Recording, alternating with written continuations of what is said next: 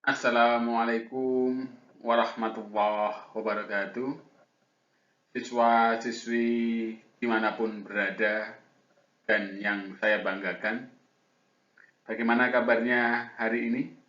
Semoga semua dalam keadaan sehat dan tetap semangat untuk belajar. Pada kesempatan kali ini, kita akan belajar tentang perubahan materi atau perubahan zat atau dikenal dengan perubahan benda. Sebelum kita belajar lebih lanjut tentang perubahan materi, sebaiknya kita mengetahui terlebih dahulu tujuan dari pembelajaran kali ini. Tujuan pembelajaran ada tiga. Yang pertama, diharapkan siswa dapat menjelaskan pengertian materi. Yang kedua, siswa dapat menyebutkan sifat materi dan memberikan contohnya. Sedangkan yang ketiga, siswa dapat menganalisis perubahan materi. Baik, kita pahami bersama pengertian materi. Materi sering disebut sebagai zat atau sering dikenal dengan istilah benda. Materi adalah segala sesuatu yang menempati ruang dan mempunyai massa. Ruang dalam hari ini adalah tempat. Jadi, kalau ada materi, maka pasti menempati ruangan dan memiliki massa atau berat. Materi dapat berupa benda padat, cair, maupun gas. Nah, contoh yang benda padat seperti batu, kayu. Nah, ini benda-benda padat. Kemudian yang cair seperti air, alkohol, bensin, dan lain sebagainya.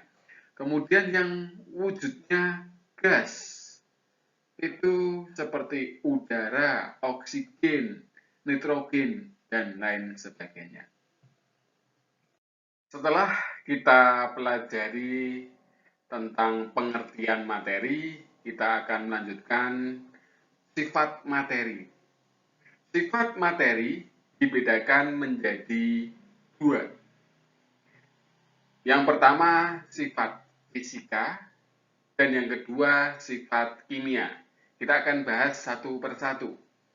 Sifat fisika, yaitu sifat yang tidak menghasilkan zat baru.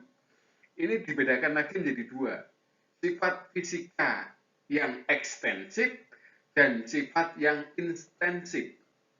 Sifat ekstensif adalah sifat fisika yang bergantung pada jumlah dan ukuran materi.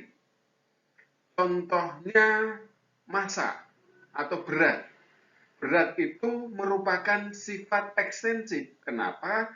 Karena ini ada ukuran dan jumlahnya. Misalnya 1 kilogram, 1 kintal, 1 ton. Ini ada ukurannya. Contoh lain, volume. Volume juga merupakan sifat ekstensif. Kenapa? Karena volume ada ukurannya. Misalnya 1 liter, 2 liter. Contoh lain, panjang.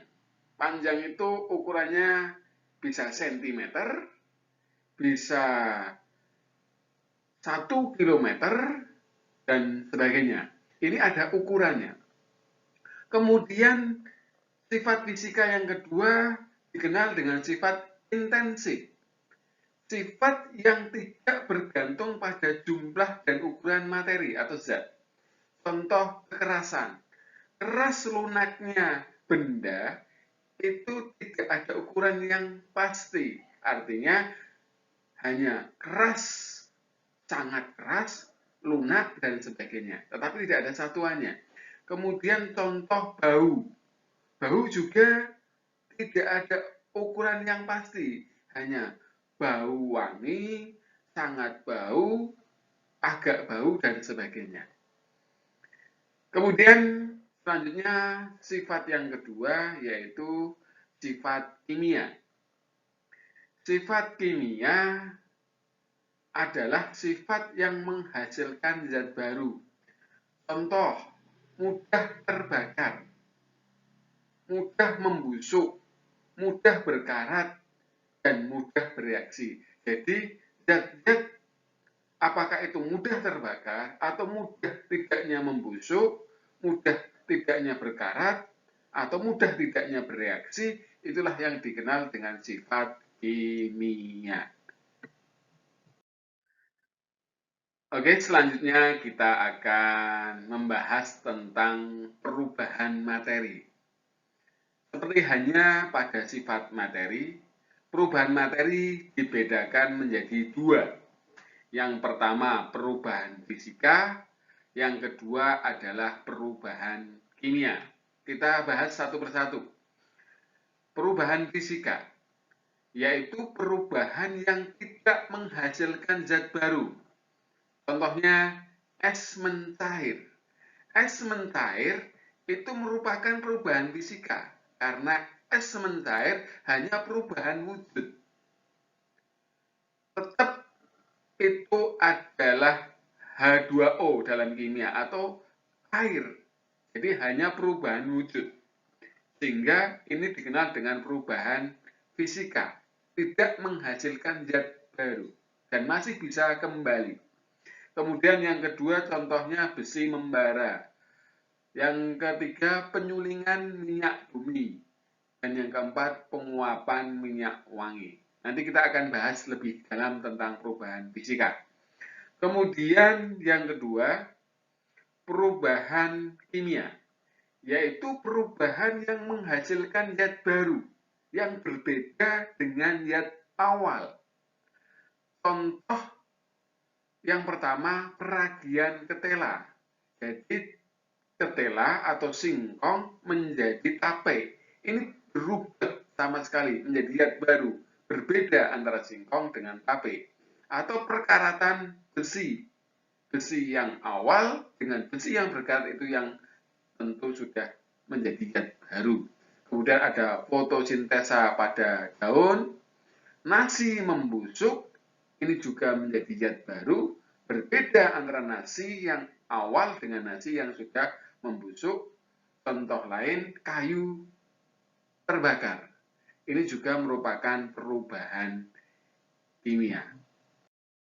Untuk lebih memahami perubahan materi, kita akan berikan contoh perubahan materi, baik perubahan fisika maupun perubahan kimia. Siswa-siswi semuanya perhatikan bagian perubahan fisika pada PowerPoint di samping. Kita bisa lihat perubahan fisika hanya terjadi perubahan wujud. Contohnya, padat menjadi cair, kita kenal dengan mencair. Dan cair bisa kembali menjadi padat, kita kenal dengan istilah membeku. Perubahan cair menjadi gas, ini kita kenal dengan istilah menguap. Gas juga bisa kembali menjadi cair lagi, yang kita kenal dengan mengembun. Begitu hanya padat bisa menjadi gas yang dikenal dengan menyumblim, dan gas bisa kembali lagi menjadi padat. Perubahan wujud seperti ini, seperti yang digambarkan dalam bagan, adalah perubahan fisika. Jadi, perubahan fisika yaitu perubahan yang tidak menghasilkan zat baru. Ini semuanya masih satu, hanya wujudnya yang berbeda. Yang kedua, perubahan kimia. Beda dengan perubahan fisika, perubahan kimia menghasilkan zat baru. Kita contohkan kertas dibakar, ketika kita membakar kertas, maka kertas akan berubah menjadi zat baru. Kertas yang dibakar akan menjadi asap dan abu. Asap dan abu itu berbeda sama sekali dengan zat awalnya, kertasnya. Dan yang pasti, asap dan abu tidak bisa kembali menjadi kertas. Jadi, pembakaran, baik pembakaran bensin, pembakaran kayu, atau pembakaran-pembakaran yang lain, itu merupakan perubahan kimia. Karena menghasilkan zat baru dan tidak bisa kembali ke zat semula. Contoh lain perubahan kimia yang sudah saya sampaikan di awal adalah nasi atau benda atau zat yang membusuk. Pembusukan misalnya. Nah, nasi yang busuk itu menjadi zat baru yang tidak bisa kembali ke zat awal atau menjadi nasi yang semula. Itulah yang dikenal dengan perubahan materi. Jadi bedanya, perubahan fisika hanya perubahan wujud, sedangkan perubahan kimia, perubahan yang menjadi zat baru dan tidak bisa kembali lagi. Demikian tadi kita sudah membahas tentang perubahan materi. Semoga penjelasan tadi dapat dipahami dan kemudian siswa-siswi semua mengerti, memahami apa itu materi, sifat materi, dan perubahan materi. Kurang lebihnya mohon maaf. Assalamualaikum warahmatullahi wabarakatuh.